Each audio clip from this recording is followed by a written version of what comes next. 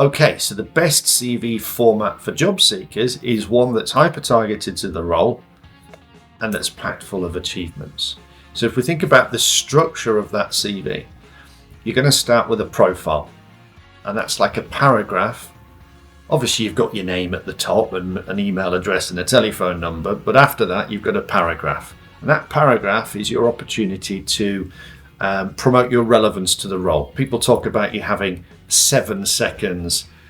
I think the way people phrase that is that recruiters are superhuman and that they can actually read an entire CV in 7 seconds, which of course isn't the case. But what they're doing is they're looking for relevance to the role within 7 seconds. If you can prove you're relevant to that role in a short space of time, then they might read the rest of your CV.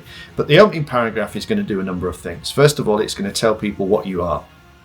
That needs to be absolutely 100% aligned with the job title. So if you think that you're a, highly experienced senior executive with 25 years within various roles, I mean, what does that really mean? Because actually I was looking for a CEO from telecoms.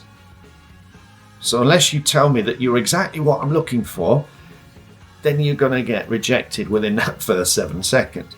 Next thing you want to do is describe a value proposition. And that sounds like one of these fancy pants kind of things, doesn't it? Value proposition statement. But what do I mean by that? Well, if you break it down, it's just a statement of the value that you're proposing to offer a future employer. It's the purpose of you professionally.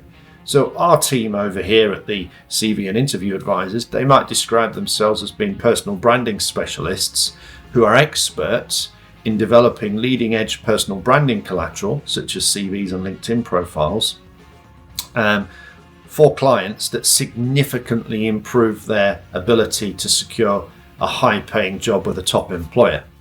That's a value proposition statement. It does, we do what we say on the tin, so to speak. So what is does what it says on the tin statement? What is the value you're proposing to offer to a future employer? It's the number one thing. It's not one of the things you're good at. It's the overarching value.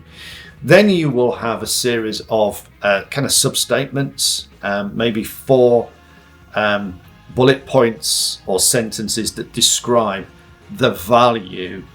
Not so much the value, because I don't want to kind of make you think that this is the same as the value proposition statement, but these key strengths statements are more around the nuts and bolts of what you do within your role, and they need to align with the key requirements of the role.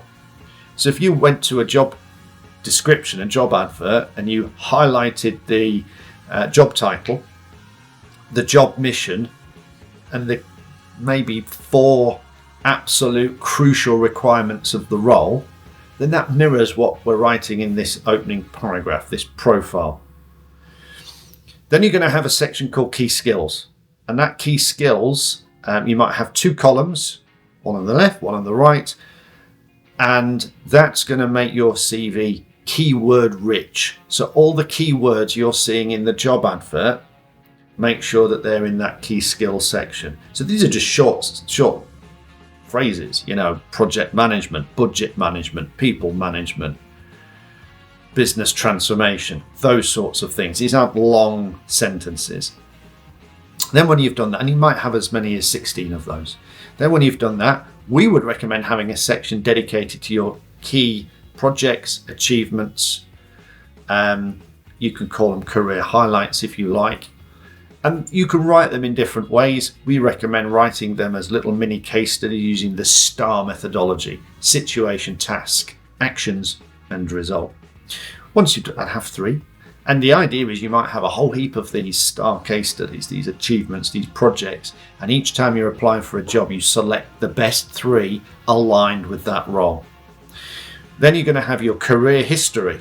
So all the jobs you've done, focus on the last, say, 10 years. And make sure that you've got sufficient detail for those jobs in the last 10 years. And you want to make sure that you've also got some achievements listed against each job as well. That should appear obviously in reverse chronological order, so the most recent job first. And then the sections you'd have at the end, things like your education, qualifications, training, personal details, published work, articles, that sort of a thing. If you've held any board or trustee or NED positions, that might be relevant as well. And then right at the end, instead of writing references are available upon request, have a couple of recommendations, those things that you have on LinkedIn.